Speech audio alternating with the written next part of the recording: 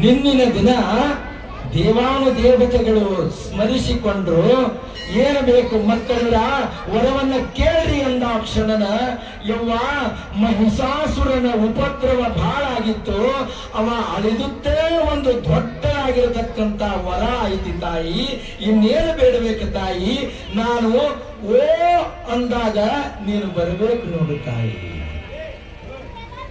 ನಂಬಿ ಕರೆದರೆ ಓ ಎನ್ನನೇ ಶಿವನು. ನಂಬಿಕೆಯಿಂದ ಆ ಮಹಾ ತಾಯಿಯನ್ನ ಕರೆದ್ರೆ ಓ ಅಂತ ಬರ್ತಾಳ. ಹಾಗೇನೆ ಆ ಮಹಾ ತಾಯಿ ನೀವಿದ್ದಲ್ಲಿಗೆ ನಾನು ಇರ್ತೀನಪ್ಪ, ನೀವೇನೋ ವಿಚಾರ ಮಾಡಬೇಡ್ರಿ ಅಂತ ಆ ಪಾರ್ವತಿಯ ದೇಹದೊಳಗ ಅರ್ಪಿಸಿಕೊಂಡು ಹೋದಳು. ಮುಂದೆ ಕೆಲವು ದಿನಗಳ ಪರಂತರವಾಗಿ ಒಂದು ವಿಚಿತ್ರವಾಗಿರತಕ್ಕಂತ ಘಟನೆ ಎದುರಾಗುತ್ತದೆ. ಏನು ಅಂತಂದ್ರ ಶುಂಭ ನಿಶುಂಭ ಅನ್ನತಕ್ಕಂತ ಘನಘೋರವಾಗಿರತಕ್ಕಂತಹ ರಾಕ್ಷಸರು ಅವ್ರು ಏನ್ ಮಾಡ್ತಾರ ಅಂತಂದ್ರ ಇಂದ್ರನ ಲೋಕಕ್ಕೆ ಹೋಗಿ ಅವನನ್ನ ಹೆಣಮುರಿಗೆಯನ್ನ ಕಟ್ಟಿ ಅವನನ್ನ ದರ ಎಳೆದುಕೊಂಡು ಬಂದು ಅಡವಿಗೆ ಅಟ್ಟುತ್ತಾರೆ. ಕುಬೇರನ ಐಶ್ವರ್ಯವೆಲ್ಲವೂ ಲೂಟಿ ಮಾಡ್ತಾರೆ. ಎಲ್ಲಾ ಋಷಿ ಮುನಿಗಳು ಯಜ್ಞಗಳನ್ನ ಮಾಡತಕ್ಕಂತ ಹವಿರ್ಭಾಗಗಳನ್ನೆಲ್ಲವನ್ನ ತಾವ ತಗೊಂಡು ಬಿಡುತ್ತಾರೆ. ಇಂದ್ರನೇನ ತಾನಾದ, ಚಂದ್ರನೇ ತಾನಾದ, ಸೂರ್ಯನೇ ತಾನಾದ, ರವಿ ಅಧಿಕಾರವನ್ನ ಕಳೆದುಕೊಂಡು ಮೂರ್ಛೆ ಹೋದ. ಅವರನ್ನೆಲ್ಲವನ್ನ ಅಡವಿಗೆ ಅಟ್ಟಿದರು. ಇವರು ದಿಕ್ಕಾಪಾಲಾಗಿ ಹೋಗಿಬಿಟ್ರು ದೇವಾನುದೇವತೆಗಳು. ಆ ಸಂದರ್ಭದೊಳಗ ಆ ಮಹಾತಾಯಿಯ ನೆನೆಸ್ತಾರೆ. ಅವ್ವ ಪರಮಾತ್ಮನ ಹತ್ತಿರ ಹೋಗ್ತಾರ. ಮೊದಲ ಪರಮಾತ್ಮನ ಹತ್ತಿರ ಹೋದ ಕ್ಷಣನ ನನಗ ಬಗೆಹರಂಗಿಲ್ಲ, ಇದು ವಿಷ್ಣುನ ಕಡೆಗೆ ಹೋಗೋಣ ಬನ್ರಿ. ಕ್ಷೀರಸಾಗರದೊಳಗ ವಿಷ್ಣು ಶೇಷಶಯನನಾಗಿ ಮಲಗಿರ್ತಾನ. ಲಕ್ಷ್ಮಿ ಆ ವಿಷ್ಣುವಿನ ಪಾದವನ್ನ ಒತ್ತಾಕತ್ತಿರ್ತಾಳೆ. ಆ ಸಂದರ್ಭದೊಳಗ ವಿಷ್ಣು, ಬ್ರಹ್ಮ, ಮಹೇಶ್ವರ, ವರುಣ, ಇಂದ್ರ ಮೊದಲಾದ ದೇವಾನುದೇವತೆಗಳು ಮಾತುಕತೆಯನ್ನ ಮಾಡ್ತಾರೆ. ಅಲ್ಲ, ಇವತ್ತಿನ ದಿನ ಎಲ್ಲರೂ ಕೂಡಿರಲ್ಲ, ಏನು ವಿಶೇಷ ಅದ? ಅವಾಗ ಶುಂಭ ನಿಶುಂಭ ಅನ್ನತಕ್ಕಂತಹ ಘನಘೋರವಾಗಿರತಕ್ಕಂತ ಅಣ್ಣ ತಮ್ಮ ರಾಕ್ಷಸರು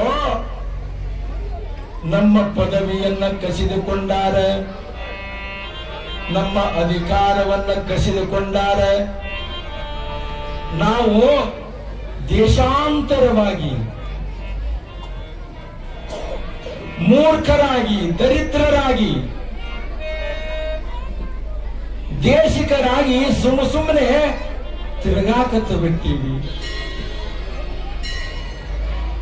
ಈ ಚಂದ್ರನ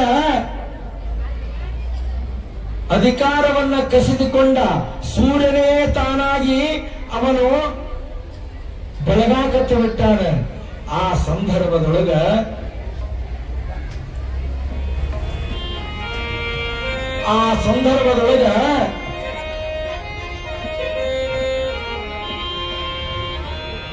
ಆ ಮಹಾತಾಯಿಯ ಸ್ಮರಣೆಯನ್ನ ಮಾಡ್ತಾರೆ.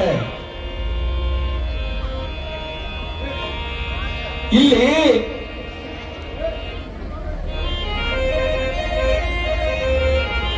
ಸ್ತ್ರೀಯ ಹೊರತಾಗಿ ಆ ಶುಂಭ ನಿಶುಂಭರು ಸಾಯುವಂಗಿಲ್ಲ. ಅವರನ್ನ ಆ ಮಹಾತಾಯಿಯೇ ಆ ಶಾಂಭವಿಯೇ, ಆ ಮಹಾಮಾಯೆಯೇ ಶಿಕ್ಷಿಸಬೇಕು ಅಂತ ಆ ಮಹಾತಾಯಿಯನ್ನ ಸ್ಮರಣೆಯನ್ನ ಮಾಡತಕ್ಕಂಥವರಾಗುತ್ತಾರೆ. ದೇವಿ ಭಜೋ ದುರ್ಗಾ ಭವಾನಿ, ಜಗತ ಜನನಿ ಜಗದಂಬ ಭವಾನಿ, ಜಗತ ಜನನಿ ಜಗದಂಬ ಭವಾನಿ, ದೇವಿ ಭಜೋ ದುರ್ಗಾ ಭವಾನಿ, ದೇವಿ ಭಜೋ ದುರ್ಗಾ.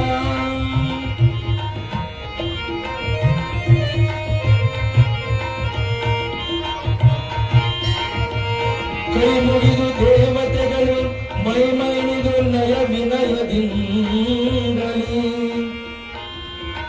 ಹಿಮನಗನದಿನೆ ಭವ ಭಯ ಕಾದಿನೆ, ಹಿಮನಗನದಿನೆ ಭವ ಭಯ ಕಾದಿನೆ, ಶರಣಾಗತ ಚತುರ ಭಯ ವರದಾಯಿನಿ, ಶರಣಾಗತ ಚತುರ ಭಯ ವರದಾಯಿನಿ, ದೇವಿ ಭಜೋ ದುರ್ಗಾ ಭವಾನಿ, ದೇವಿ ಭಜೋ ದುರ್ಗಾ.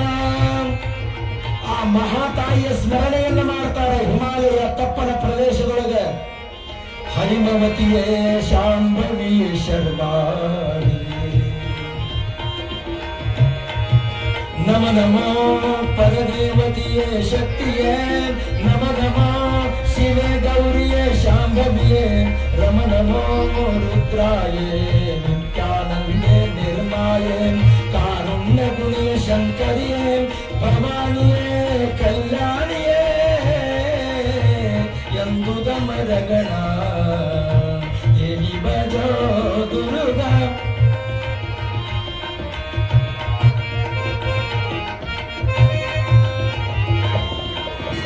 ನಮ ನಮೋ ಜ್ಞಾನಾಯ ಜ್ಞಾಪ್ತಿಯೇ, ನಮ ನಮೋ ಸುಜ್ಞಾನ ಸೂಕ್ಷ್ಮಿಯೇ, ನಮ ನಮೋ स्वानंदात्मे सुखरूपे शुद्धरूपे चित्तस्वरूपे महाचित्प्रकाशने कात्यायनिये नमो नमो, नमो नमो महाविष्णुरूपले, नमो नमो महाविष्णुमाये, नमो नमो ब्रह्मस्वरूपले पूर्णस्वरूपले पूर्णाये, नमो नमो ओंकारिये वैभवये नित्यात्मे निश्चलये कोगत्रयने, नमो नमो वेदांग व्यापिनी, नमो नमो वेदांग व्यापिनी चिद्भक्ति चिदाचार्य, नमो नमो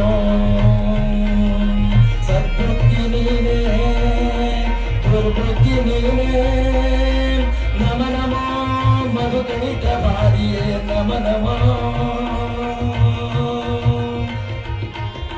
महिषासुरन संहारिये कापालिये, कालरात्रिये रक्ताक्षिये रौद्रिये, ज्वालये ज्वालिनिये ज्वालामुखिये, नमो नमो,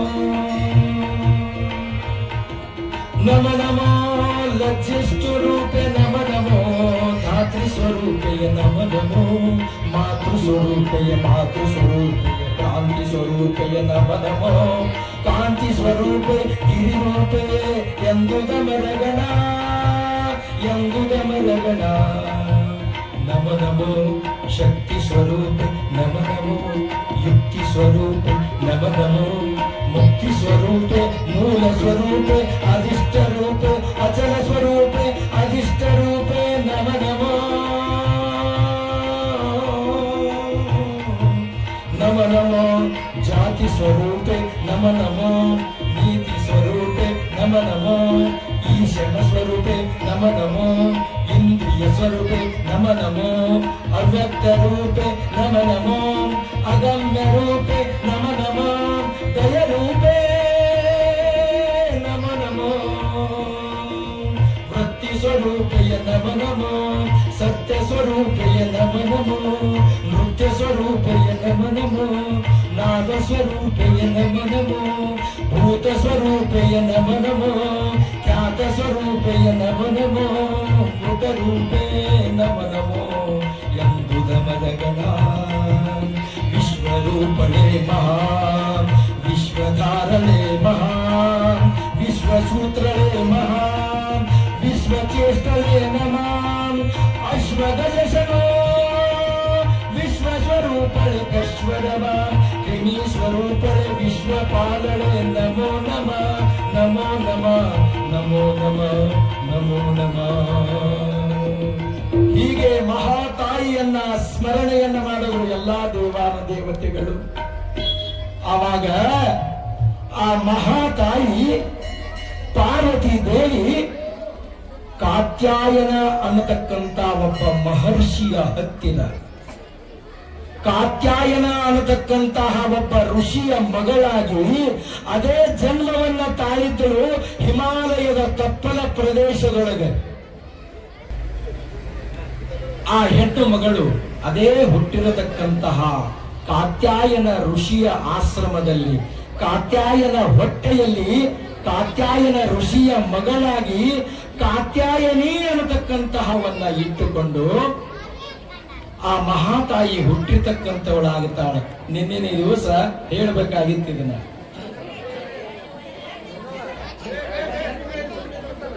ಆ ಮಹಾತಾಯಿಯ ಸ್ಮರಣೆಯನ್ನ ದೇವಾನು ದೇವತೆಗಳು ಮಾಡಿದ ಕ್ಷಣ ನೀವೇನೋ ಚಿಂತೆ ಮಾಡಬೇಡ್ರಿ, ಈ ಹಿಮಾಲಯ ತಪ್ಪಲ ಪ್ರದೇಶದೊಳಗ ನೀವೆಲ್ಲರೂ ಆನಂದವಾಗಿ ಇದ್ದು ಬಿಡ್ರಿ, ನಿಮಗೆ ಯಾವುದೇ ತೊಂದರೆ ಇರಂಗಿಲ್ಲ. ನಾನು ಇಲ್ಲಿ ತಪಸ್ಸನ್ನ ಆಚರಣೆಯನ್ನ ಮಾಡುತ್ತೀನೋ, ಹಿಮಂತ ಸುತೆಯಾಗಿ ನಾನು ಇಲ್ಲಿ ಹಿಮಾಲಯ ತಪ್ಪಲ ಪ್ರದೇಶದೊಳಗ ನಾನು ಧ್ಯಾನಾಸಕ್ತಳಾಗಿ ಕುಳಿತಕ್ಕಂಥವಳಾಗ್ತೀನೋ, ಮೋಹಿನಿಯ ರೂಪವನ್ನ ಧಾರಣ ಮಾಡಿ ಕುಳಿತಕ್ಕಂಥವಳಾಗುತ್ತಾ ಇದ್ದೇನೆ. ನನ್ನ ಹೆಸರು ಕಾತ್ಯಾಯನಿ ದೇವಿ. ಆವಾಗ ಈ ಊದಿನ ಕಡ್ಡಿ ಸುವಾಸನೆ ಹಂಗ ದಿಶ ದಿಕ್ಕುಗಳಿಗೆ ಎಲ್ಲಾ ಕಡೆ ಹರಡುತ್ತದಲ್ಲ, ಹಂಗ ಆ ತಪ್ಪಲ ಪ್ರದೇಶದೊಳಗ ಹಿಮಾಲಯ ಪರ್ವತದೊಳಗ ಆಕೆಯ ಬೆಳಕು, ಆಕೆಯ ಸೌಂದರ್ಯ ಅಮೋಘವಾಗಿ ಆವರಿಸಿಕೊಂಡು ಬಿಡುತ್ತದ. ಅದೇ ಸಂದರ್ಭದೊಳಗನೆ ಚಂಡ ಮುಂಡ ಅನ್ನತಕ್ಕಂತಹ ಶುಂಭ ನಿಶುಂಭ ಮಹಾರಾಜರ ಮಾಂಡಲೀಕರು, ಸೇನಾಧಿಪತಿಗಳು ಆ ಹಿಮಾಲಯ ಪರ್ವತದೊಳಗ ಕಾಡು ಪ್ರಾಣಿಗಳನ್ನ ಬೇಟೆಯಾಡುವಗೋಸ್ಕರವಾಗಿ ಬೇಟೆಯಾಡಾಕ ಬಂದಿದ್ರು. ಅದೇ ಸಂದರ್ಭದೊಳಗನೆ ಈಕೆ ರಜತಾದ್ರಿ ಪರ್ವತದ ಶಿಖರದ ಮ್ಯಾಲ ಮೋಹಿನಿಯ ರೂಪವನ್ನ ಧಾರಣ ಮಾಡಿಕೊಂಡು ಶಂಭೋ ಮಹಾದೇವ ಗಿರಿಜಾಧವ ಧ್ಯಾನವನ್ನ ಮಾಡುವಂತ ವಿಶ್ವ ಸುಂದರಿಯಾಗಿ ಮೋಹಿನಿಯ ರೂಪವನ್ನ ಧಾರಣ ಮಾಡಿಕೊಂಡು ಕುಡಿತಾಕ್ಷಣರ ಚಂಡ ಮುಂಡರು ಆ ಮೋಹಿನಿಯನ್ನ ನೋಡ್ತಾರ. ಅಬ್ಬಾ, ಎಂತಹ ಸೌಂದರ್ಯ ಈಕೆದು! ಈಕೆ ಅದ್ಭುತವಾಗಿರತಕ್ಕಂತಹ ಸೌಂದರ್ಯವತಿಯಾಗಿದ್ದಾಳಲ್ಲ, ಏನು ಈಕೆಯ ರೂಪ!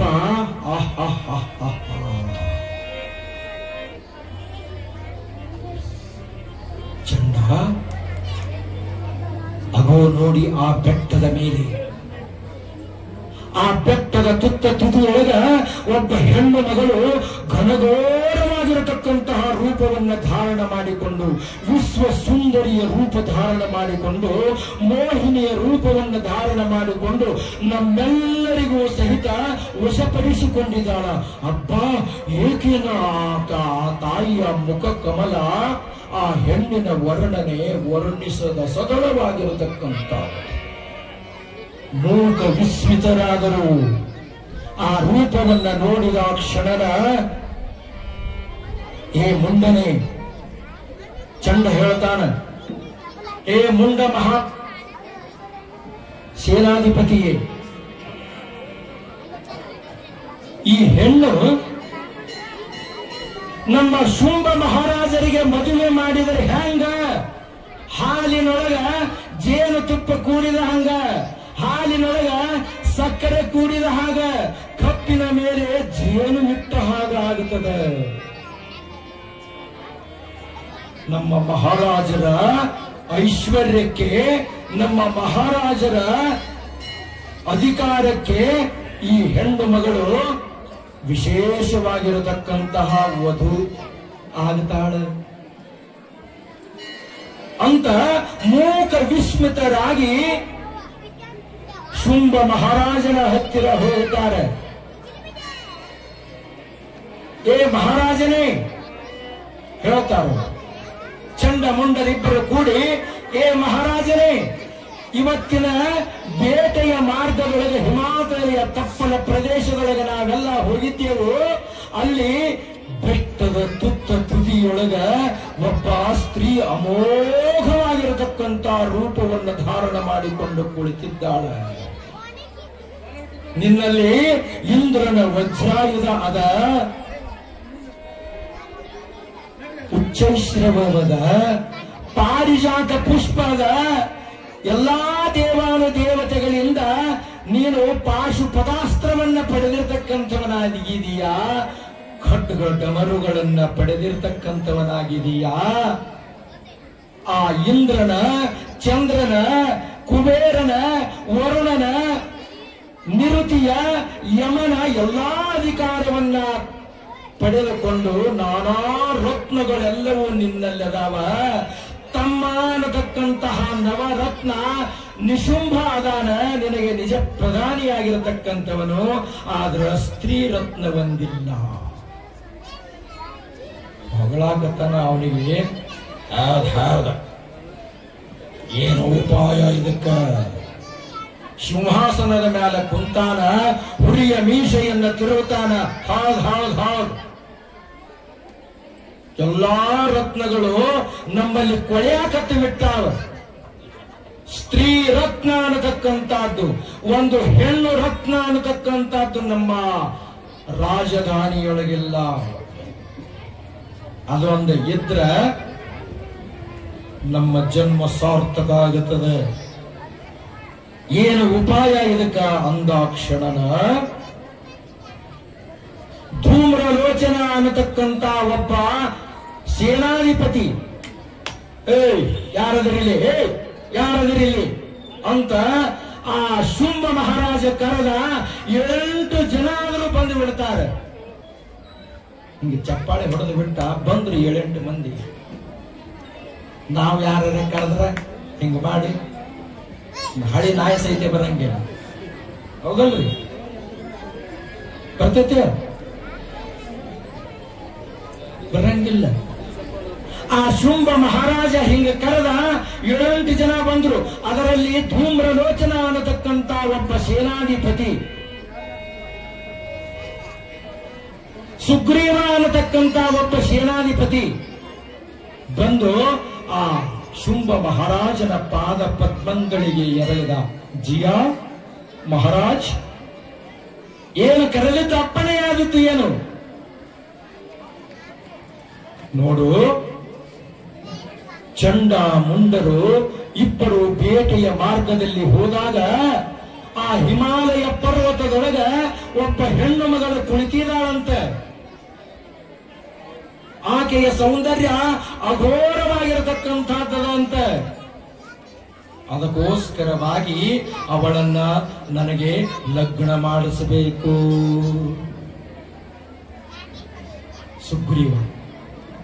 ಸುಗ್ರೀವ ಅಂತಂದ್ರ ಚಾಡಿಕೋರ ಅಂತ ಕರೀತಾರೆ. ಚಾಡಿಕೋರ ಇತ್ತಾಗಿಂದ ಅತ್ತಾಗ, ಅತ್ತಾಗಿಂದ ಇತ್ತಾಗ.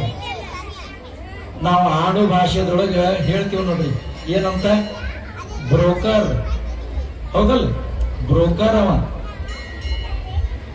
ಚಲೋ ಇದ್ದದ್ದು ಕೆಟ್ಟ ಮಾಡ್ತಾನ, ಕೆಟ್ಟ ಇದ್ದದ್ದು ಚಲೋ ಮಾಡ್ತಾನ. ಪ್ರಮಾಣ ಇವತ್ತು ಏನೋ ಅಂದ್ರು ನೋಡ್ರಿ, ಒಬ್ರು ಯಾರವ ಅಂದವ, ಅಲ್ಲಿದಲ್ಲಿ ಕಿವಿ ನಿಮ್ಮರಿ ಬಿಡ್ತಾವ. ಹಿಂಗ ಬೈದು ನೋಡ್ರಿ ನಿಮಗ ಯಾರವ ಅಂತಿರ್ತಾರ. ಇದು ಕಿವಿಯಲ್ಲಿ ಕೇಳಿಸಿರ್ತಕ್ಕಂತಹ ಮಾಧ್ಯಮ ಸುಗ್ರೀವ ಅನ್ನತಕ್ಕಂಥವ. ಅವನು ಹೋಗ್ತಾನ ಹಿಮಾಲಯ ತಪ್ಪಲ ಪ್ರದೇಶದೊಳಗೆ. ಹೇಳ ಆ ಸ್ತ್ರೀಯಳನ್ನ ಮನವನ್ನ ಒಲಿಸು, ಆ ಸ್ತ್ರೀಯಳನ್ನ ಬಹಳ ವಿನಯದಿಂದ ಮಾತನಾಡಿಸು. ಯಾಕೆ? ಅವಳು ನನ್ನ ಪಟ್ಟದ ರಾಣಿಯಾಗವಳದಾಳೆ, ಅವಳು ನನ್ನ ಹೆಂಡತಿಯಾಗವಳದಾಳೆ. ನೀನು ಆಕೆಯನ್ನ ಕರೆದುಕೊಂಡು ಬಾ, ಬಹಳ ಗೌರವದಿಂದ ಮಾತನಾಡಿಸು, ವಿಧ ವಿಧವಾಗಿರತಕ್ಕಂತಹ ಬುದ್ಧಿ ಮಾತುಗಳನ್ನ ಹೇಳು. ಕಡೆಗೆ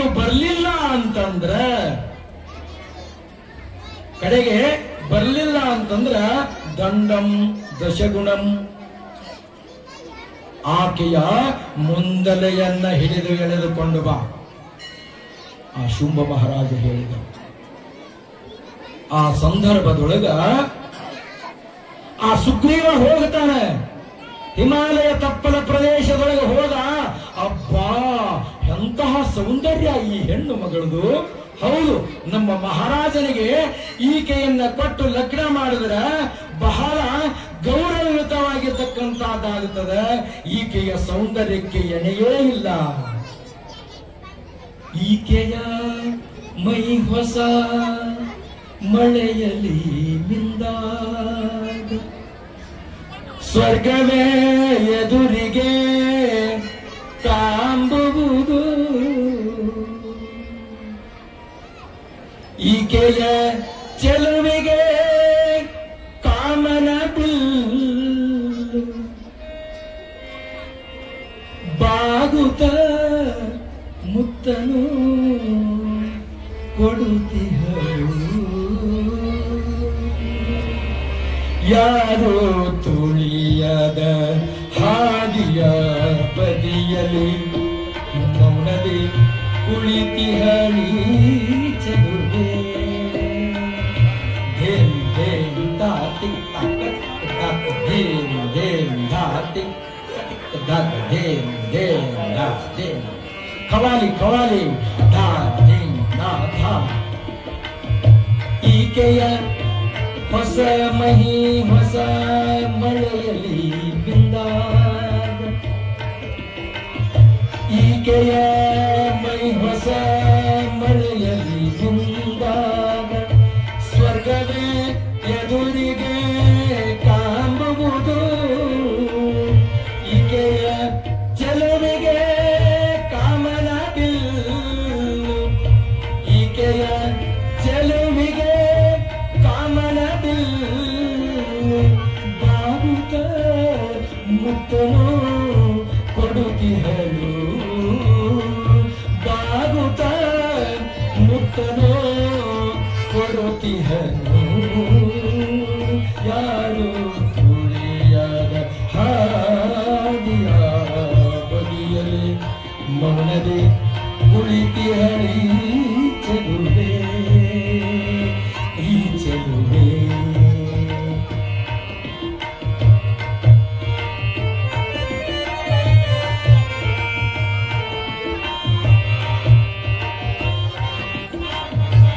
ಈಕೆಯ ಹೆಸರನ್ನು ಕೇಳುವಿರೇನು, ಈಕೆಯ ಹೆಸರನ್ನು ಕೇಳುವಿರೇನು, ಈಕೆಯ ಹೆಸರನ್ನು ಕೇಳುವಿರೇನು. ಈಕೆಯ ಹೆಸರೇ ಹೆಸರೇನು, ಈಕೆಯ ಹೆಸರೇ ಹೆಸರಿಗೆ ಊನು. ಚೆಲುವಿಗೆ ಚೆಲುವೆ ಎನ್ನದಿನ್ನೇನು, ಚೆಲುವಿಗೆ ಚೆಲುವೆ ಎನ್ನದಿನ್ನೇನು. ಮೌನದೋಳಿರುವುದೇ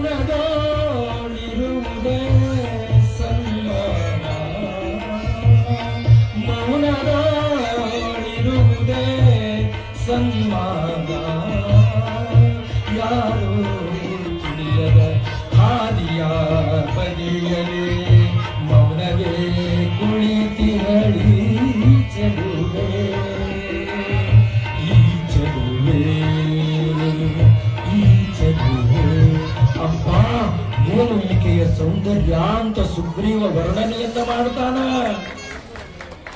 ಅಯ್ಯೋ, ಎಂತಹ ಸೌಂದರ್ಯವತಿಯಾಗಿರ್ತಕ್ಕಂಥವಳದಾಳ. ಏನು ಇಂತಹ ಗುಡ್ಡಗಾಡ ಪ್ರದೇಶದೊಳಗ, ಯಾರೂ ಇಲ್ಲದ ಸಂದರ್ಭದೊಳಗ, ನಿರ್ಜನ ಪ್ರದೇಶದೊಳಗ ಈ ಅಮೋಘವಾಗಿರತಕ್ಕಂತ ಸ್ತ್ರೀ ಒಬ್ಬಳೇ ಇದಾಳಲ್ಲ. ಏನು ಮಾಡಬೇಕು ನೋಡೋಣ, ಮಾತನಾಡಿಸೋಣ ಅಂತ. ಎಲೆ ಈ ಸ್ತ್ರೀಯರೇ, ಯಾರು ನೀನು ಅಂತ ಸುಗ್ರೀವ ಕೇಳಿದ. ಆ ಸಂದರ್ಭದೊಳಗ ಆ ಹಿಮಂತ ಸುತೆ, ಆ ಕಾತ್ಯಾಯನಿ ಧ್ಯಾನಾಸಕ್ತಳಾಗಿ ಕುಳಿತಿರ್ತಕ್ಕಂಥವಳು ಹಿಂಗ ಕಣ್ಣ ತೆರೆದು ನೋಡುದು. ಅಯ್ಯ, ಯಾರಪ್ಪ ನೀನು? ನಾವು ಕಾಡು ಜನಗಳದೀವು, ನಮಗೆ ಯಾವ ಮನುಷ್ಯ ಸಂಪರ್ಕನೂ ಇಲ್ಲ, ಯಾವ ಪುರುಷರ ಸಂಪರ್ಕನೂ ಇಲ್ಲ. ಅನಾದಿ ಕಾಲದಿಂದಲೂ ಈ ಪರ್ವತದ ಸೀಮೆಯೊಳಗ ನಾನು ಮೋಹಿನಿಯ ರೂಪವನ್ನ ಧಾರಣ ಮಾಡಿ, ಪಾರ್ವತಿಯ ರೂಪ ಧಾರಣ ಮಾಡಿ, ಆ ಶಾಂಭವಿಯ ರೂಪ ಧಾರಣ ಮಾಡಿ, ಆ ಮಾರಿಕಾಂಬ ರೂಪ ಧಾರಣ ಮಾಡಿ, ಸೀಮೆಯ ದೇವತೆಯಾಗಿ, ಸೀಮೆಯ ಲಕ್ಕವ್ವನಾಗಿ ನಾನು ಈ ಪರ್ವತದ ಸೀಮೆಯೊಳಗ ಅನಂತ ಕಾಲದೊಳಗ ನಾನು ಇಲ್ಲಿ ಇರತಕ್ಕಂಥವಳಾಗಿದ್ದೇನೆ. ನನಗೆ ಯಾವ ಪುರುಷರ ಸಂಪರ್ಕನೂ ಇಲ್ಲ, ಯಾರ ಘನಘೋರವಾಗಿರತಕ್ಕಂಥವರ ಯಾರ ಕಾಟವೂ ನನಗಿಲ್ಲ. ಪ್ರಶಾಂತವಾಗಿರತಕ್ಕಂತಹ ವಾತಾವರಣದೊಳಗೆ ನಾವೊಬ್ಬಳೇ ಕುಂತು ಆ ಶಿವನ ಧ್ಯಾನವನ್ನ ಮಾಡುತ್ತಾ ಇದ್ದೇನೆ. ಆ ಮಹಾತಾಯಿ ಹೇಳುತ್ತಾಳ, ನನಗೆ ಯಾಕೆ ಮಾತಾಡಿಸ್ತೀನಿ ನೀನು? ನಾನು ಸುಮ್ಮನೆ ಧ್ಯಾನಸಕ್ತನಾಗಿರ್ತಕ್ಕಂಥವಳಾಗಿದ್ದೇನೆ. ನನ್ನ ಧ್ಯಾನವನ್ನು ಯಾಕೆ ಭಂಗ ಮಾಡ್ತಿದೀಯಾ? ಹೆಣ್ಣು ಮಕ್ಕಳಿಗೆ ಗಂಡು ಮಕ್ಕಳು ಮಾತಾಡಿಸುವುದು ತರವಲ್ಲ. ಸುಮ್ಮನೆ ಯಾಕೆ ಮಾತಾಡಿಸ್ತೀಯ ಅಂದಾಕ್ಷಣನ ಸುಗ್ರೀವ ಅಂತಾನೆ. ಅಲ್ಲ, ಘನಘೋರವಾಗಿರತಕ್ಕಂತ ಈ ಪರ್ವತದ ಸೀಮೆಯೊಳಗೆ ಖಗ ಮೃಗಗಳ ಕಾಟ ನಿನಗೆಲ್ಲೇನು? ಯಾವ ಭೂತ ಪಿಶಾಚಯ ಪೈಶಾಚ ಗಣದ ಕಾಟ ನಿನಗಿಲ್ಲೇನು? ಒಬ್ಬಳೇ ಹೆಣ್ಣು ಮಗಳು ಇರ್ತಕ್ಕಂಥವಳಾಗಿದೆಯಾ? ದಯದಿಂದ ನಿನ್ನನ್ನ ಮಾತನಾಡಿಸೋದು ತಪ್ಪೇ? ಆ ಸುಗ್ರೀವ ಅಂತ, ಹೌದು, ಮಾತನಾಡಿಸೋದು ತಪ್ಪೇನಿಲ್ಲ. ಆದರೆ ಆ ಪರಮಾತ್ಮ ಇಟ್ಟಂತೆ ನಾನು ಇರತಕ್ಕಂಥವಳಾಗಿದ್ದೀನಿ ಅಂದಾಕ್ಷಣನ ಆ ಸುಗ್ರೀವ ಅಂತಾನ. ಯಾರು ಅವ ಪರಮಾತ್ಮ? 14 ಲೋಕಕ್ಕೆ ಒಡೆಯನಾಗಿರತಕ್ಕಂತಹ ನಮ್ಮ ಶುಂಭ ಮಹಾರಾಜನೇ ಎಲ್ಲಕ್ಕೂ ಅಧಿಕಾರಿಯಾಗಿರ್ತಕ್ಕಂಥವನಾದಾನೆ. ನಮ್ಮ ಮಹಾರಾಜನ ಐಶ್ವರ್ಯ ಎಷ್ಟಂತ ವರ್ಣನೆಯನ್ನ ಮಾಡಲಿ. ಎಲ್ಲಾ ದೇವಾನುದೇವತೆಗಳನ್ನ ನಾನು ಹೊಡೆದು ಓಡಿಸಿ ಅವರ ಎಲ್ಲಾ ರತ್ನಗಳನ್ನ ಅಡಕವಾಗಿಕೊಂಡಿರ್ತಕ್ಕಂಥವನಾದಾನ ನಮ್ಮ ಶುಂಭ ಮಹಾರಾಜ. ನೀನು ಅವನಿಗೆ ತಕ್ಕದಾಗಿರತಕ್ಕಂಥ ವಧು ಅದೀಯ, ಕನ್ಯಾಮಣಿ ಅದೀಯ. ನಿನ್ನನ್ನ ಆ ಶುಂಭ ಮಹಾರಾಜರಿಗೆ ಲಗ್ನ ಮಾಡಬೇಕು ಅಂತ ನನ್ನ ಅಭಿಪ್ರಾಯ ಅದ. ಶುಂಭ ಮಹಾರಾಜ ನಿನ್ನ ದಾರಿಯನ್ನ ಕಾಯಕತ್ತಾನೆ. ಬೇಗ ಬೇಗನೆ ಶೀಘ್ರದಲ್ಲಿ ಸಿದ್ಧನಾಗು, ಹೋಗು. ಶುಂಭನ ಕೈ ಹಿಡಿದ್ರ ನಿನ್ನ ಸಿರಿ ತುಂಬಿ ತುಳುಕಾಡ್ತದ. ಸಕಲ ಐಶ್ವರ್ಯದೊಳಗೆ ನೀನೆಲ್ಲವೂ ಮೆರೆದಾಡ್ತಾ ಇದೀಯಾ. ಎಲ್ಲಾ ಐಶ್ವರ್ಯ ನಿನ್ನ ಕಾಲ ಕೆಳಗ ಇರ್ತಕ್ಕಂಥ. ಅವಾಗ ಆ ಮೋಹಿನಿ ಅಂತಾಳ, ಆ ಕಾತ್ಯಾಯನಿ ಅಂತಾಳ, ಹೌದ್ ಹೌದ್ ಹೌದ್, ಈ ಲೋಕಕ್ಕೆ ಶುಂಭನೇ ದೊರೆಯಲ್ಲದೆ ಮತ್ತಾರು ಇಲ್ಲ. ನೀ ಹೇಳೋದು ನಿಜ. ಶುಂಭ ಮಹಾರಾಜ ಎಲ್ಲ ದೇವಾನುದೇವತೆಗಳನ್ನ ವಶಪಡಿಸಿಕೊಂಡಾನ, ಅವರ ಐಶ್ವರ್ಯವನ್ನೆಲ್ಲವನ್ನ ವಶಪಡಿಸಿಕೊಂಡಾನ. ಆದ್ರೆ ನಂದೊಂದು ಐತಿ, ನನ್ನ ಪ್ರಾರಬ್ಧ ನನ್ನ ಕರ್ಮ ನಾವೊಂದು ಪ್ರತಿಜ್ಞೆಯಿಂದ ಮಾಡಿಕೊಂಡಿದ್ದೀನಿ. ನಾನು ಒಂದು ಶಪಥವನ್ನ ಮಾಡಿಕೊಂಡಿದ್ದೀನಿ. ಏನು ಅಂತಂದ್ರ ಯುದ್ಧದ ರಣರಂಗದೊಳಗ ಯುದ್ಧವನ್ನ ಮಾಡಿ ನನ್ನನ್ನ ಯಾರು ಗೆಲ್ಲೀತಾರ ಅವರಿಗೆ ನಾನು ಹೆಂಡತಿಯಾಗಬೇಕು ಅಂತ ಪ್ರಾರಬ್ಧ ಕರ್ಮದಿಂದ ನಾನು ಶಪಥವನ್ನು ಮಾಡಿಕೊಂಡಿದ್ದೀನಿ. ಅಬ್ಬಾ, ನಿನ್ನ ಶಪಥಕ್ಕೆ ನಾನು ಮೆಚ್ಚಿದೆ. ಆದರೆ ನಮ್ಮ ಶುಂಭ ಮಹಾರಾಜನ ಎದುರು ನಿಂತು ನೀನು ಯುದ್ಧ ಮಾಡಾಕ ನಿಂದ್ರಾಕ ತಾಕತ್ತೈತೆ ನಿನಗ? ಸುಮ್ಮನೆ ಹಠ ಮಾಡಬೇಡ. ಅವ ಶುಂಭ ಮಹಾರಾಜ ಹೇಳ್ಯಾನ ಏನು ಅಂತ, ವಿಧ ವಿಧವಾಗಿರತಕ್ಕಂತ ಬುದ್ಧಿ ಮಾತನ್ನ ಹೇಳು, ಇಲ್ಲದಿದ್ದರೆ ನಿನ್ನ ಮುಂದಲೆಯನ್ನ ಹಿಡಿದುಕೊಂಡು ಎಳೆದು ಹೋಗ್ತೀನೋ. ಮರ್ಯಾದೆಯಿಂದ ಬಂದ್ರೆ ಸರಿ, ಇಲ್ಲ ಅಂತಂದ್ರೆ ಮಾನ ಕಳ್ಕೊಂಡು ಬರೋದು ಬೇಡ, ಹೆಣ್ಮಕ್ಕಳ ಲಕ್ಷಣ ಅಲ್ಲ ಅಂತ ಆ ಸುಗ್ರೀವ ಹೇಳ್ತಾನ. ಇಲ್ಲ, ನಾನು ಅಂತಹ ಶಪಥ ಮಾಡಿದ್ದನ್ನ ಹಿಂದಕ್ಕೆ ತಕ್ಕೊಳಕ್ ಆಗಂಗಿಲ್ಲ. ಅದಕ್ಕ ಬೇಗನೆ ಹೋಗಿ ನಿಮ್ಮ ಶುಂಭ ಮಹಾರಾಜನಿಗೆ ಈ ಸುದ್ದಿಯನ್ನು ತಿಳಿಸು. ಬೇಗನೆ ನನ್ನ ಜೊತೆಗೆ ಯುದ್ಧವನ್ನ ಮಾಡಿ ನನ್ನನ್ನ ಗೆದ್ರ ಅವನ ಹೆಂಡತಿಯಾಗಿ ನಾನು ಇರಾಕ ತಯಾರದೀನು. ಗೆದ್ರ ಹೆಂಡತಿಯನ್ನ ಆಗಾಕ ತಯಾರದೀನು. ನೀ ಅದಕ್ಕೇನು ಮಾಡ್ತೀಯ? ಹೋಗು, ನೀ ಎಲ್ಲ ಮಧ್ಯಸ್ಥ ಅದಿ, ನೀನು ಮಾತುಕತೆ ಮಾಡತಕ್ಕಂಥವನದಿ. ಅದಕ್ಕಾಗಿ ಹೋಗು, ನಿಮ್ಮ ಶುಂಭ ಮಹಾರಾಜನಿಗೆ ಹೇಳು ಅಂದಾಕ್ಷಣನ ನಿನಗೂ ಆ ಶುಂಭ ಮಹಾರಾಜನಿಗೂ ಎಲ್ಲಿಯ ಸಂಬಂಧ? ಭೂಮಿ ಆಕಾಶಕ್ಕೆ ಸಂಬಂಧ. ನಿಂದಾದ್ರೆ ತಾಕತ್ತೈತಿ ಏನು ಅವ್ರ ಜೊತೆಗೆ? ನೀವು ಅಂದಾಕ್ಷಣನ ಏನು ಮಾಡೋದೈತಿ? ನನ್ನ ಕರ್ಮ. ಅಂದಾಕ್ಷಣನ ಉಪಾಯಗಾಣವೇ ಹೋದ. ಯಾರು? ಸುಗ್ರೀವ.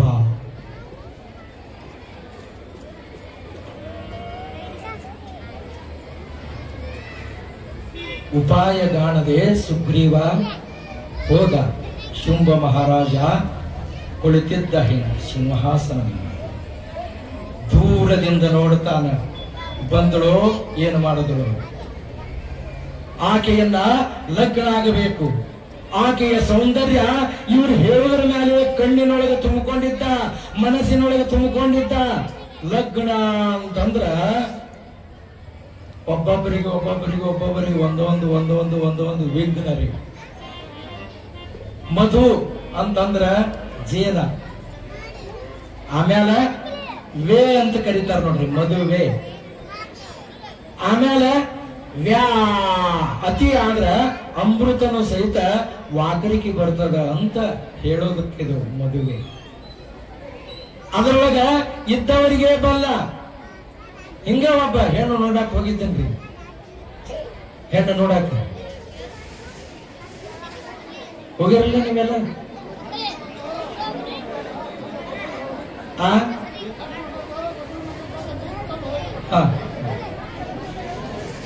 ಹೋಗಿರಲ್ರಿ ಹೆಣ್ಣು ನೋಡಕ್? ತಾಯಂದಿರು ಬಹಳ ಹುಷಾರಿರ್ತಾರೆ. ಒಬ್ಬ ಹೋಗಿದ್ದ, ಹಣ್ಣು ತಗೊಂಡು ಹೋಗಿದ್ದ. ಹಣ್ಣ ಉಡಿಯೊಳಗೆ ಹಾಕಿದ್ರು. ಆ ಸಂದರ್ಭದೊಳಗ ಹೋಗಿ ಜಗಲಿ ಮ್ಯಾಲ ಇಟ್ಟು ಅದೇ ಬಾಳಿ ಹಣ್ಣನೆ ಏನ್ ಮಾಡ್ತಾರ್ರಿ, ಅವಲಕ್ಕಿಯೊಳಗ ಹಾಕಿ ಒಂದೊಂದು ಬಾಳಿ ಹಣ್ಣ ಕೊಟ್ಟು ಅವರಿಗೆ ನಾಷ್ಟ ಮಾಡಿಸ್ತಾರ, ಚಹಾ ಮಾಡಿಸ್ತಾರ. ಆ ಸಂದರ್ಭದೊಳಗ ಆ ನೋಡ್ತಕ್ಕಂತಹ ವರ ಬಾಳೆಹಣ್ಣು ತಿಂದ, ಆಮೇಲೆ ನಾಷ್ಟ ಮಾಡಿದ ಕ್ಷಣನ ಹೆಣ್ಮಕ್ಳ ದೃಷ್ಟಿ ಬಹಳ ಸೂಕ್ಷ್ಮ ಇರ್ತದ್ರಿ. ಹೆಣ್ಮಕ್ಳ ದೃಷ್ಟಿ ಬಹಳ ಸೂಕ್ಷ್ಮ ಇರ್ತದೆ. ಓರೆಗಣ್ಣಿಯಿಂದ ನೋಡಿಬಿಟ್ಟು ಅವ ತಿನ್ನೋದನ್ನ ಹೆಂಗ್ ತಿನ್ನಾಕತ್ತಿದ್ದ. ಎಲ್ಲಾರು ಹೋದ್ರು. ಆಮೇಲೆ ಆ ವರ ಒಪ್ಪಿಗೆ ಆಯ್ತು ತಂದೆ ತಾಯಿಗೆ. ಏ ಮಗಳ, ವರ ಬಂದಿದ್ನಲ್ಲ, ಆ ತಾಯಿ ಕೇಳ್ತಾಳೆ, ಏ ಮಗಳ, ಅವ ಹಿಂಗ ಸಿಕ್ಕಾವದವ, ದೊಡ್ಡ ನೌಕರಿ ಐತಿ, ಅವ ತಿಂಗಳಿಗೆ 50,000 ರೂಪಾಯಿ ಪಗಾರ ಐತಿ, ಒಪ್ಪಿಗೆ ಆಗೈತೆ ಹೋಗಿ ಅವ್ವ ಅಂತಂದ್ರಕಿ. ಅಲ್ಲ, ಅವ ಬಾಳಿ ಹಣ್ಣು ಸುಲಿದು ತಿನ್ನೋ ಪದ್ಧತಿನೇ ಗೊತ್ತಿಲ್ಲ ಅವನಿಗೆ. ಅವನ ನಂದೇನ ಆಳ್ತಾನ ಅಂತಂದ್ರ ಹೆಣ್ಮಗಳು ಹ್ಯಾಂಗ ತಿಂದ್ರೆ ಹೋದ್ರಿ? ಅವ ಸಿಪ್ಪಿ ಎಲ್ಲ ಪೂರ್ತಿ ಸುಲಿದು ಕೈಯಾಗಿ ಹಿಂಗ್ ಹಿಡ್ಕೊಂಡು ಒಂದೊಂದು ತುತ್ತ ಏನ್ ಮಾಡ್ತಿದ್ದ? ಅವಲಕ್ಕಿ ತಿಂತಿದ್ದ, ಹಿಂಗ ಬರೀ ಬಾಳೆಹಣ್ಣು ಹಿಂಗ ತಿಂತಿದ್ದ, ಸಿಪ್ಪಿ ಎಲ್ಲ ಸುಲಿದಿದ್ದ. ಹ್ಯಾಂಗ ತಿನ್ಬೇಕ್ರಿ? ಆ ಬಾಳೆಹಣ್ಣಿನ ಸಿಪ್ಪಿ ಸ್ವಲ್ಪ ತೆಗೆದು ಕೈಯೊಳಗ ಪೂರ್ತಿ ಬಾಳೆಹಣ್ಣು ಬರಬಾರದು, ಅದನ್ನ ಒಂದ್ ಸ್ವಲ್ಪ ತಿನ್ಬೇಕಲ್ಲ. ಅವ ಏನೂ ಇಲ್ಲ, ಆ ಪೂರ್ತಿ ಬಾಳೆಹಣ್ಣಿನ ಸಿಪ್ಪಿನ ತೆಗೆದು ಬಿಟ್ಟಿದ್ದ, ಹಿಂಗೆ ಹಿಡ್ಕೊಂಡು ಬಿಟ್ಟಿದ್ದ. ಹೆಣ್ಮಕ್ಳು ಅಷ್ಟು ಜಾಣರು ಇರ್ತಾರ್ರಿ.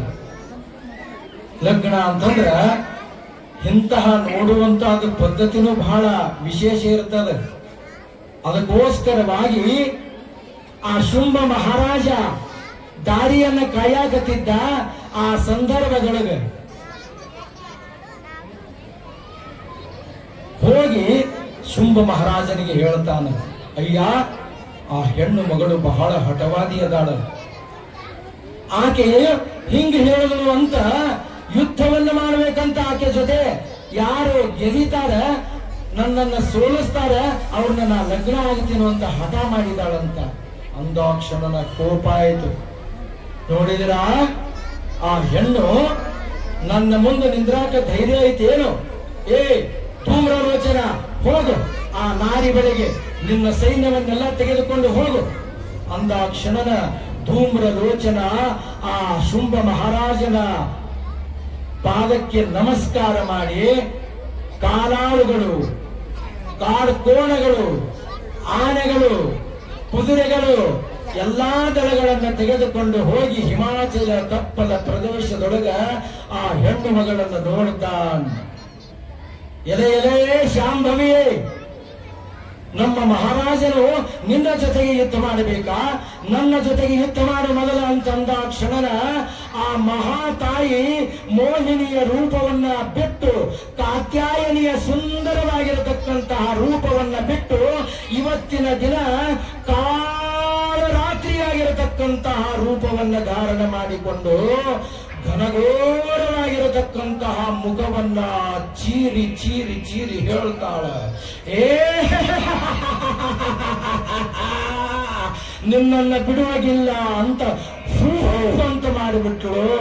ಎಲ್ಲಾ ಸೈನ್ಯ ಸರ್ವನಾಶ ಆಗ್ಬಿಡ್ತು. ಅಳಿದುಳಿದ ಕಾಲು ಬಳಗಳೆಲ್ಲವನ್ನ ಕೂಡಿಕೊಂಡು ಆ ಶುಂಭ ಮಹಾರಾಜನಲ್ಲಿಗೆ ಹೋಗುತ್ತಾರೆ ಅನ್ನತಕ್ಕಂತಹ ಪುರಾಣದ ವಿಷಯವನ್ನ ತಿಳಿದುಕೊಂಡವರಾಗಿದ್ದೀರಿ. ಇನ್ನು ಮುಂದೆ ಧೂಮ್ರಲೋಚನ ಅಳಿದ ನಂತರ ಈ 12ನೆಯ ಅಧ್ಯಾಯದೊಳಗೆ ಪೂರ್ತಿ ಸಾರಾಂಶವನ್ನ ಯುದ್ಧದ ಯಜ್ಞ ಅಂತ ಕರೀತಾರ. ಯುದ್ಧ ಯಜ್ಞದೊಳಗೆ ಆ ಮಹಾತಾಯಿಯನ್ನ ಅಳಿದುಳಿದ ಪಲಾಯನ ಮಾಡಿದ ಕ್ಷಣನ ಶುಂಭನಲ್ಲಿಗೆ ಕಾಲು ಮುರುಕೊಂಡು ಕಣ್ಣು ಕಳ್ಕೊಂಡು, ಯಪ್ಪ ಆ ಹೆಣ್ಮಗಳದಾಳ, ಎಂತಹ ಧೈರ್ಯ ಐತಿ, ಒಮ್ಮಿಂದೊಮ್ಮಲೆ ಆಕೆ ಹೂಂಕಾರ ಮಾಡಿಬಿಟ್ಲು. ಭಯಂಕರವಾಗಿರತಕ್ಕಂತಹ ರೂಪವನ್ನು ತಾಳದ್ರು. ಎಂಥ ರೂಪ ಇತ್ತು, ಅಂಜಿಕೆ ಬರಾಕತ್ತಲ್ಲ. ಮಹಾಕಾಳಿಯ ರೂಪವನ್ನು ಧಾರಣೆ ಮಾಡಿಕೊಂಡು ಹೂಂಕಾರವನ್ನ ಮಾಡಿದ ಕ್ಷಣನ ಧೂಮ್ರಲೋಚನ ಹತನಾಗಿ ಬಿಟ್ಟ, ತೀರ್ಕೊಂಡು ಬಿಟ್ಟ, ಸಂಹಾರ ಆಗಿಬಿಟ್ಟ. ಆ ಸಂದರ್ಭದೊಳಗ ಶುಂಭ ಮಹಾರಾಜನಿಗೆ ಹೇಳ್ತಾರೆ, ಅವರ ಕಥೆಯನ್ನ ಹೇಳ್ತಾನೆ. ಮಹಾರಾಜ ಧೂಮ್ರಲೋಚನ ಮಡಿದ, ನಾವು ಜೀವ ಭಯದಿಂದ ಇಲ್ಲಿಗೆ ಬಂದೆವು ಅಂದ ಕ್ಷಣನ ಅಷ್ಟು ಬಲಾಢ್ಯಳಿರುವಳೇ ಆಕೆಯನ್ನ ಯಾರು ನೋಡ್ಕೊಂಡು ಬಂದಿದ್ರಲ್ಲ ಅವರನ್ನ ಕಳಿಸ್ತೀನೋ ಅಂತ ಚಂಡಮುಂಡರಿರ ಬಲಿರ ಹೀಗೆ 1700 ಅಕ್ಷೋಹಿಣಿ ಸೈನ್ಯವನ್ನ ತೆಗೆದುಕೊಂಡು ರಣರಂಗದೊಳಗ ಚತುರಂಗ ಬಲವನ್ನ ತೆಗೆದುಕೊಂಡು ಹಿಮಾಲಯ ತಪ್ಪಲ ಪ್ರದೇಶದೊಳಗ ಧಡ ಧಡ ಧಡ ಧಡ ಧಡ ಧಡ ಧಡ ಹೋಗತಕ್ಕಂಥವರಾಗಿದ್ದಾರೆ ಚಂಡ ಮುಂಡ. ಆ ಸಂದರ್ಭದೊಳಗ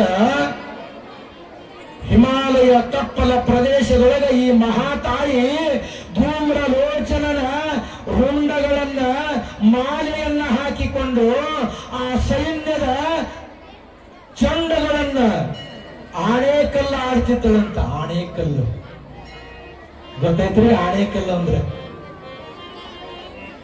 ಸಣ್ಣ ಸಣ್ಣ ಹುಡುಗರು ಒಂದು 7-8 ಕಲ್ಲುಗಳನ್ನ ತಗೊಂಡು ಹರಳುಗಳನ್ನ ತಗೊಂಡು ಹೀಗೆ ಮ್ಯಾಲ ಹಾರಿಸ್ತಾರೆ, ಮತ್ತೆ ತೆಳಗಿಂದ ತಗೊಂತಾರೆ, ಮತ್ತ ಮ್ಯಾಲ ಹಾರಿಸುವಾಗ ತೆಳಗಿಟ್ಟು ಮತ್ತೆ ಮ್ಯಾಲ ಹಾರಿಸ್ತಾರೆ. ಹಿಂಗ ಇದು ಆಣೆಕಲ್ಲು. ಆ ಎಲ್ಲಾ ರಾಕ್ಷಸರ ಚಂಡನ್ನ ಆಣೆಕಲ್ಲನ್ನ ಹಾಡ್ಕೊಂತ ಹಾಕೊಂತ ರುಂಡ ಮಾಲಿನಿ ಆಗ್ತಾಳೆ.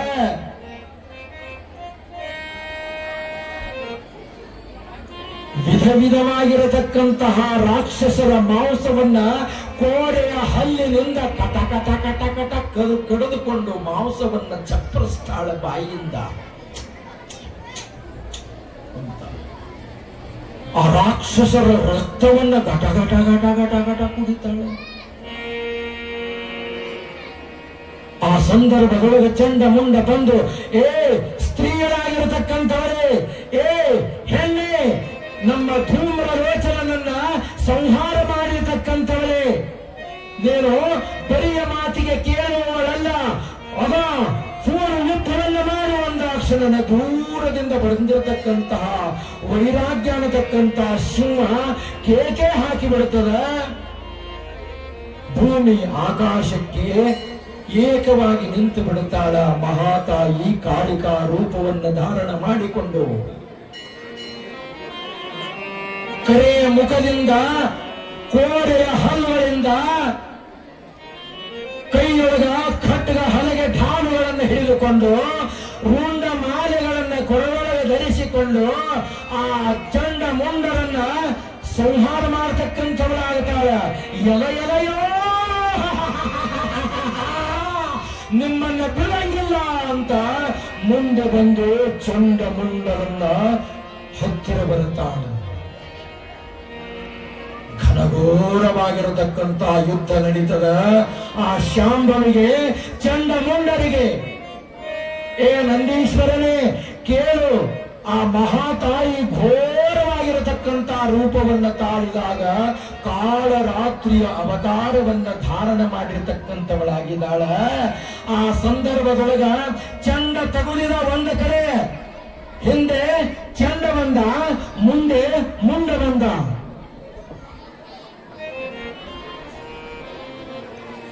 ಬಾಯಿ ಬರ್ಚಿ, ಹಾರಿ, ಪಿಕಾಸಿ, ಗುದ್ದಲಿ, ಸಲಿಕೆ ಎಲ್ಲಾ ಆಯುಧಗಳನ್ನು ತೆಗೆದುಕೊಂಡು ಆ ದೇವಿಯ ಹಿಂದುಗಡೆ ಹೊಡೆಯಾಕ ನೋಡ್ತಾರೆ. ಅಷ್ಟೊತ್ತಿಗೆ ಜಾನತರದಿಂದ ಆ ಮಹಾತಾಯಿ ಹೊಳ್ಳಿ ಆ ಚಂಡನನ್ನ ರುಂಡವನ್ನ ಚುಟ್ಟಿ ಹಿಡಿತಾಳೆ. ಹಿಂಗ ಹಿಡಿದ ಕ್ಷಣನ ಜುಟ್ಟನ್ನ ಹಿಡಿದು ಆ ಮಹಾ ಶಕ್ತಿಶಾಲಿಯಾಗಿರತಕ್ಕಂತಹ ಆಯುಧದಿಂದ, ಖಡ್ಗದಿಂದ ಆ ಮುಂಡನನ್ನ ಚಂಡನ್ನ ಕತ್ತರಿಸಿ ಹಾಕಿಬಿಡ್ತಕ್ಕಂಥವಳಾಗುತ್ತಾಳೆ. ನಂದೀಶ್ವರನೇ, ಆ ಚಂಡನನ್ನ ಚಂಡ ಕಡಿದಾಕ್ಷಣನಾಕಿಗೆ ಚಂಡಿಕೆ ಚಂಡಿಕೆ ಅನ್ನತಕ್ಕಂತ ನಾಮ ಆಯ್ತಪ್ಪ. ಇನ್ನ ಮುಂಡ ಬರ್ತಾನೆ, ಮುಂದುಗಡೆ ಮುಂಡ ಇದಾನ. ಆ ಮುಂಡ ಮತ್ತೆ ಈ ಕಡೆ ಹೊಳ್ಳಿ ನೋಡಿದ ಕ್ಷಣನ ಮುಂಡ ಎದುರಿಗೆ ಬಂದು ತನ್ನ ಢಾಲನ್ನ ಹಿಡಿದುಕೊಂಡು ಆ ಮಹಾತಾಯಿಯ ಎದೆಗೆ ಹಿಂಗ ಕಿರೀಟಕ್ಕ ಆಕೆಯ ಕುತ್ತಿಗೆಗೆ ಹೊರಳಕ್ ಹೋಗ್ತಾನ. ತಪ್ಪಿ ಆಕೆಯ ಕಿರೀಟಕ್ಕೆ ಬೀಳುತ್ತದೆ. ಕಿರೀಟದೊಳಗಿರತಕ್ಕಂತಹ ನಾನಾ ರತ್ನಗಳು ಪಳ ಪಳ ಪಳ ಪಳ ಪಳ ಪಳ ಭೂಮಿಗೆ ಉದುರು ಬಿಡುತ್ತಾವೆ.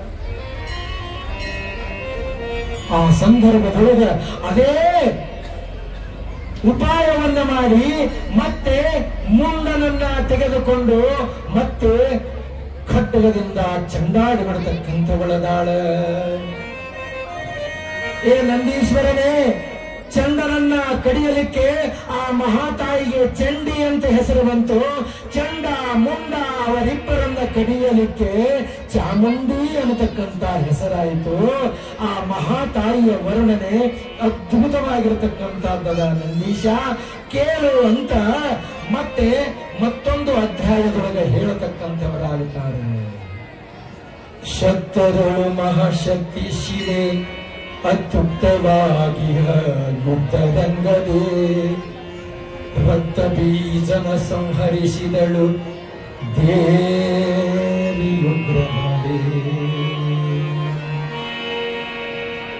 ಇದು ಚಂಡಮುಂಡರ ಸಂಹಾರ ಆಯಿತು. ಇಲ್ಲಿ ಆ ಮಹಾತಾಯಿ ಚಂಡಮುಂಡರನ್ನ ಸಂಹಾರ ಮಾಡಿದ ಕ್ಷಣನ ಕೆಲ ಸೈನಿಕರು ಶುಂಭನಲ್ಲಿಗೆ ಹೋಗಿ ತುದಿ ಮೊದಲಿಂದ ವಿಸ್ತಾರವಾಗಿ ಹ್ಯಾಂಗ ಚಂಡಮುಂಡರು ಅಳುದರು ಅನ್ನತಕ್ಕಂಥದ್ದು ಹೇಳ್ತಾರ ಸೈನಿಕರು. ಅವಾಗ ಮತ್ತೊಬ್ಬ ಘನಘೋರವಾಗಿರತಕ್ಕಂತಹ ದೈತ್ಯ ಶುಂಭ ನಿಶುಂಭ ಅನ್ನತಕ್ಕಂತಹ ದೈತ್ಯರು ಎಲ್ಲವೂ ರಕ್ತ ಬೀಜ ಹೋಗು, ನಾನು ಬರ್ತೀನಿ ನಡಿ. ಆ ನಾರಿ ಬಳಿಗೆ ಹೋಗಿ ಯುದ್ಧಗಳನ್ನ ಮಾಡೋಣ ಅಂತ ಎಲ್ಲಾ ಸೈನ್ಯವನ್ನ ತೆಗೆದುಕೊಂಡು ರಣಾಂಗಣದಲ್ಲಿ 8 ದಿಕ್ಕನ್ನ ಆವರಿಸಿ ಧೂಳ ಚಿಮ್ಮತಕ್ಕಂಥದ್ದಾಗುತ್ತಿತ್ತು. ಈ ವಿಶೇಷವಾಗಿರತಕ್ಕಂತಹ ಯುದ್ಧದ ವರ್ಣನೆ 4 ದಿಕ್ಕಿನಲ್ಲಿ ಕವಿದಿರುವ ಅನೇಕವಾಗಿರತಕ್ಕಂತಹ ಚಾಮುಂಡಿ ಶರಗಳನ್ನ ಶೋಕಲಿಕೆ ಮೃತವಾಗ್ತಾ ಇದ್ರು. ಸಿಡಿಲು ಹೊಡೆದಂತೆ ಆರ್ಭಟವನ್ನ ಮಾಡ್ಕೊಂತ ನರ್ತನವನ್ನ ಮಾಡ್ತಾ ಇದ್ದಳು ಆ ಮಹಾತಾಯಿ ಕಾಳಿ, ಮಹಾಕಾಳಿ. ಅವಾಗ ಆ ರಕ್ತ ಬೀಜನನ್ನ ನೋಡ್ತಾಳೆ. ರಕ್ತ ಬೀಜನನ್ನ ನೋಡಿದ ಕ್ಷಣನ ಸಪ್ತ ಮಾತೃಕೆಯಾಗಿ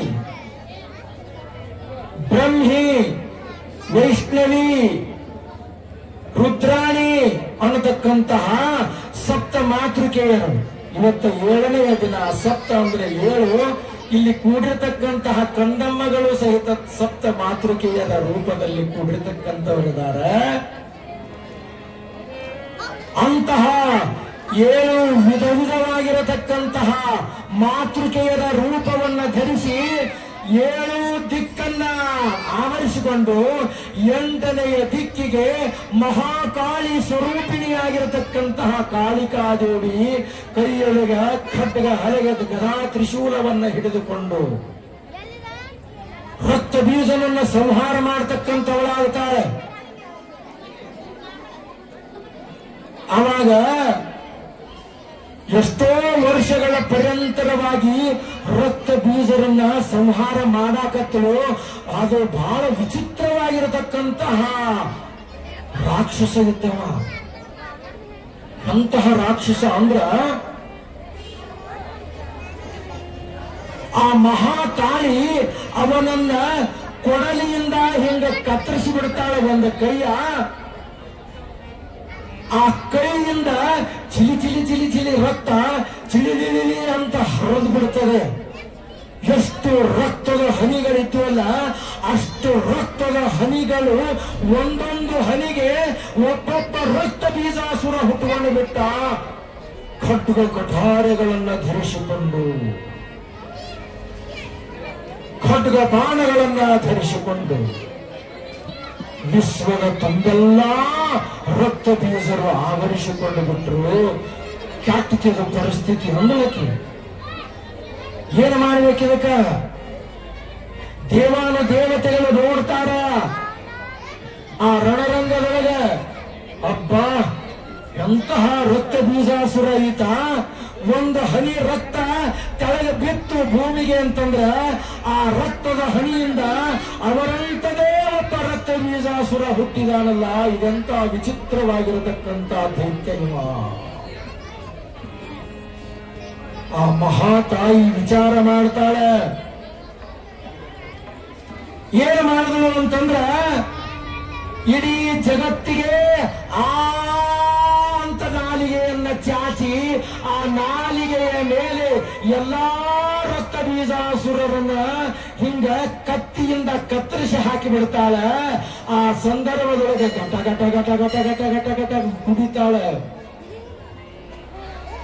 ಒಂದು ಹನಿ ರಕ್ತವನ್ನ ಭೂಮಿಗೆ ಬೀರಲು ಹಾಗೆ ಎಲ್ಲವೂ ತನ್ನ ನಾಲಿಗೆಯೊಳಗೆ ಹಿಡಿದುಕೊಂಡು ಕತ್ತರಿಸಿ ಹಾಕಿ ಬಿಡ್ತಾಳೆ. ರಕ್ತವೆಲ್ಲವೂ ಕುಡಿದು ಬಿಟ್ಟಳು. ಮೂಲ ರಕ್ತ ಬೀಜಾಸುರ ಇರ್ತಾನಲ್ಲ, ಆ ರಕ್ತ ಬೀಜಾಸುರನನ್ನ ನಾಲಿಗೆಯ ಮುಂದುಗಡೆ ಸತ್ತ ಮಾತೃಕೆಯರ ರೂಪವನ್ನ ಧಾರಣ ಮಾಡಿಕೊಂಡು ಕತ್ತರಿಸಿ ಹಾಕಿ ಬಿಡ್ತಕ್ಕಂಥವಳಾಗ್ತಾಳೆ. ಶಿವಸಾಂಬ ಜೈ ನಮ. ಇದು ರಕ್ತ ಬೀಜಾಸುರ. ಅವ ನಮ್ಮ ದೇಹದೊಳಗೆ ಹೆಂಗ ಅದಾನ ಅನ್ನೋದನ್ನ ನಾವು ನೀವೆಲ್ಲರೂ ನಾಳಿನ ದಿವಸ ಕೇಳ್ಕೊಳ್ಳೋಣ ಅಂತ